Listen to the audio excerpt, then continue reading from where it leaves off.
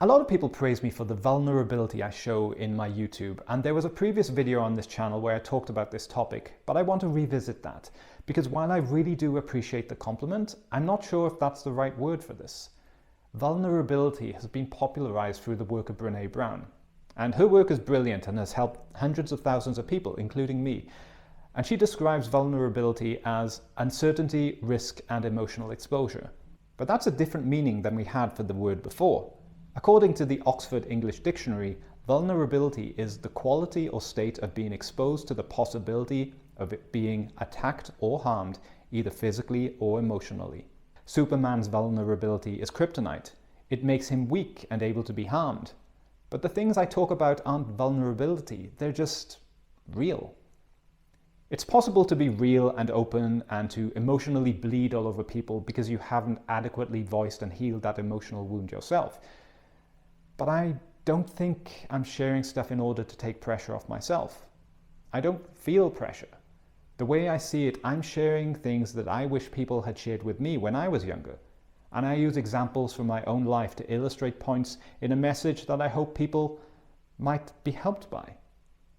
But I really don't think I share anything that can be used to hurt me or take advantage of me. And from what I can see, it looks like at least some people get some benefit from it. There are uncertainties, but I don't think of these as weaknesses. I'm no longer scared of uncertainty. It's no loss to me to acknowledge my mistakes. I've embarrassed myself in life enough to not worry about risking doing it again. I wouldn't have approached and dated even half of the women I have if I hadn't been prepared to be embarrassed. And perhaps this embrace of vulnerability is primarily giving the things that can't actually hurt you far less weight than you might be giving them. I don't really care what people think of me because they don't actually even think of me that often, and them thinking of me can't truly hurt me. But how did I get here? Well, it involved sitting in the feeling of fear, worry, shame, and self-judgment, and doing the thing anyway. Baby birds don't learn to fly without being pushed out of the nest. And I didn't learn what I'm capable of and how overstated the fears were without being pushed out of my comfort zone. There of course has to be some circumstance-dependent escalation of discomfort. You can't expect someone with chronic anxiety and a crippling fear of heights to go skydiving the next day.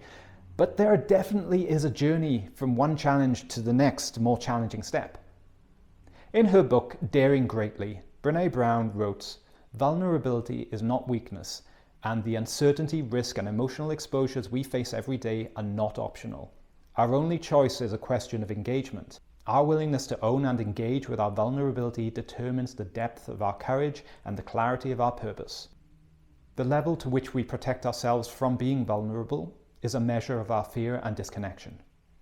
While I don't think these things are truly vulnerabilities by the correct use of the term, we can certainly become trapped by fear, shame, and the power of what other people think, and we can consciously or unconsciously avoid risks of those things being found out. Often developing reactions or triggers against someone appearing to come just a little too close to them. Because if we are found out, if someone discovers some perceived weakness, fault, or source of shame that we've been trying to hide, we may feel hurt, embarrassed, or ashamed. However, when we embrace and fully own them, we can instead be brave and confident. Like Brown says, to face uncertainty, risk, and emotional exposure is not optional. We only get to choose how we act in facing them. Now, for those who don't know, I'm half Welsh and half Sri Lankan. I'm probably the most famous half Welsh and half Sri Lankan man in all of Poland. Anyway, I have some Celtic blood in me. And in ancient times, the Celtic tribes used to go into battle naked. They spent most of their time fighting in forested areas, so it was better to not get their armor caught on some random vegetation. But it also demonstrated to themselves and to their enemies their confidence in battle. They fully owned their fear of death. They laughed in its face and became formidable warriors as a result. They fought better without armor, mentally and physically. The title of Brown's book, Daring Greatly, comes from a quote by Theodore Roosevelt. "It is not the critic who counts, nor the man who points out how the strong man stumbles, or where the doer of deeds could have done them better. The credit belongs to the man who is actually in the arena, whose face is marred by dust and sweat and blood, who strives valiantly, who errs, who comes short again and again, because there is no effort without error and shortcoming.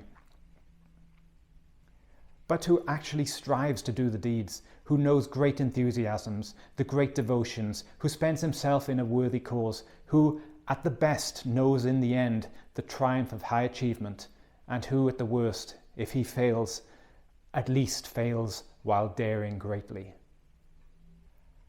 I would encourage you all to take off any armour which doesn't serve you, to embrace and own all parts of yourself, and while fearing the fear, still dare greatly to live such a life, facing its great uncertainties, full of authenticity and truth. Thank you very much for listening.